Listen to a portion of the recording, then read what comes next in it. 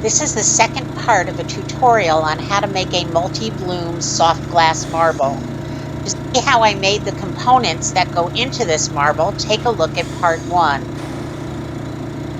I'm Vicki Schneider from Expressive Glass in Buffalo, New York.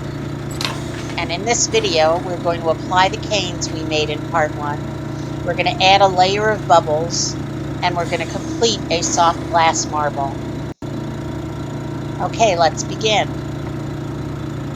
First thing you need to do is slowly introduce a large diameter clear rod, and I use coefficient 104, into the flame. Introduce it slowly because it has a tendency to fracture. Find any scum on the rod, you need to trim that away so it doesn't wind up clouding your lens. You're then going to make a gather, which is a blob of glass about half the size of the marble that you are making. Use your marble mold to make a determination of the size, and once you get the glass very hot, you're going to let it flow down onto a graphite pad and follow it down with the putty. Tap and turn it to keep the putty on center. Then going to use your yellow cane to make 9 small yellow dots around the bottom of your Maria. I usually put 3 placement dots first in the shape of a triangle and then fill in the remaining dots to complete the design.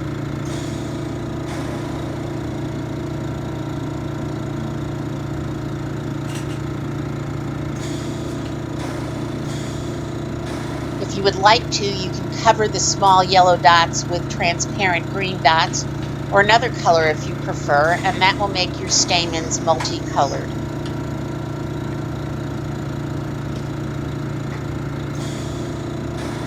Take your tungsten pick and plunge it into each of the dots.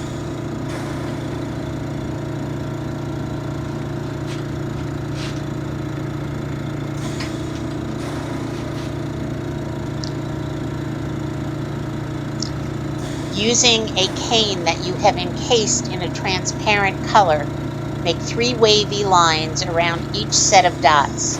I like to use encased cane because it makes the stringer stiffer, and if you are using 2 colors in your cane, ensure that you are always holding the same color towards the center of the flower.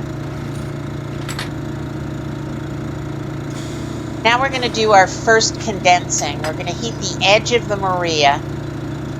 Think of it as the tire tread on a tire. You want to heat along the edge of the tire tread. Try to stay away from the putty, which is the rod that you're holding, and keep the heat on the edge. And as you do that, the edge will fatten up and the design will condense. And you are going to touch it down gently on your graphite pad. Hold back a bit with your rod so that you don't push hard. That will cloud up and distort your design. If you want to, you can add another set of wavy lines around the first set. A lot of that depends on how much room you have on your Maria. Again, you're going to heat the edge of the Maria until the design condenses partially.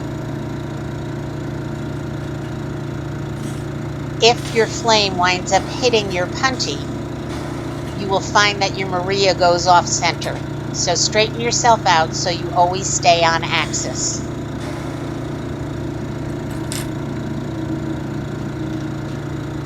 When the design has condensed, as you see here, you're going to again tap it gently on the Maria. Just gently place it there. Don't press. It's not Boro. If you press, your design's going to get fuzzy.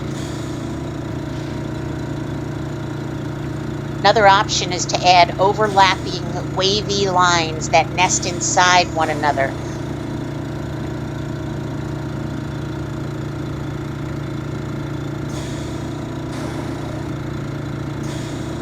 Do the same kind of condensing we've done up until this point. Heat the edge of the Maria, and then when it's condensed your design, you're going to tap it down on your graphite pad again.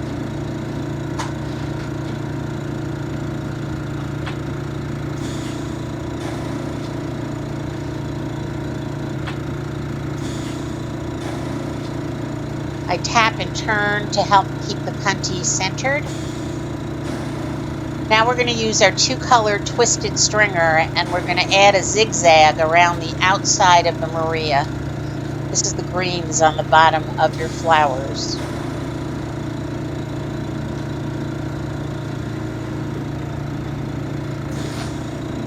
Time to condense that design. Follow the same procedure that we've done up until this point.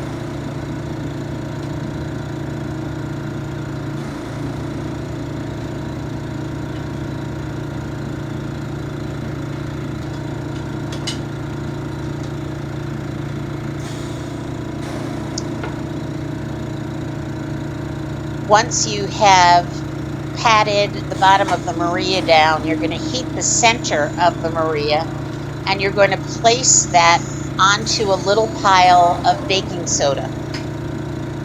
Then, starting with the outside edge of the Maria, you want to encase the baking soda by adding clear glass. I like to start around the edge first so I contain the baking soda in place.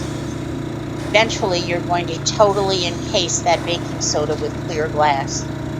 Once that happens, you'll notice that as heat is applied, bubbles start to erupt. I like to pop those bubbles. I do it with heat, with a tungsten pick, and sometimes I will press it down on the graphite pad to bring the bubble a little closer to the surface and help me to pop it. I think the smaller bubbles look better. Then you're going to add more glass to the bottom of the marble until it's the size that you want.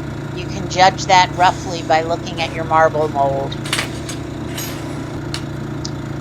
Heat the marble into a spherical shape, and once you think it's pretty close, you're going to let it cool a bit. You're going to take your marble mold and you're going to start swirling the marble around in the marble mold, but make sure the marble is a bit cool, because if you touch it down or you touch it too hard on the marble mold, you're going to gouge marks into the side of the marble. They can be heated out, but they're a pain in the neck. When you touch it down, you start being gentle with it, and then as you allow the marble to cool a bit, you apply more pressure. You can do that several times as needed. Assuming you've now gotten a round bottom to your marble, you're going to attach a boro putty. You notice again the tape on the putty, which tells me that that is in fact boro. And you're going to flame cut the original putty off of the marble. If necessary, you can trim a little bit of excess glass if you have it there. This is just another reminder, I am left-handed, so you will notice I hold the tools in my left hand. If you are right-handed, please reverse everything you've seen me do. Again, you will heat the marble into a spherical shape. When it's pretty close, you let it cool down a bit and introduce it into the marble mold gently. Start turning it. You'll probably feel any rough spots along the way. You want it to be totally smooth as you turn that marble around. And when you inspect the marble to make sure it's round, I like to hold it up to the light and look to see if I have any shadows. Flame polish any of the chill marks from your tool. And then you're going to place the marble in the marble mold with the putty facing up, and use something like a knife to chill the connection point between the putty and the marble. Fill it, and then you can tap the putty and it should break off. It will often leave a little bit of boro in the marble, which you must remove. So I just heat that spot up. You will see that spot of the boro will look different than the soft glass. Touch it gently with the boro putty and it will lift up, just like a little growth out of the end of the marble. There you go. Flame polish the bottom. Wait for the glow to go out of the marble and gently place it in a hot kiln to anneal it. This was the execution part of the multi-bloom floral marble. I'm Vicki Schneider. If you would like to work with me or study with me or purchase any of my work, please contact me at Expressive Glass in Buffalo. I invite you to subscribe to my channel And I thank you so much for watching. I hope you'll share this video and send me some comments.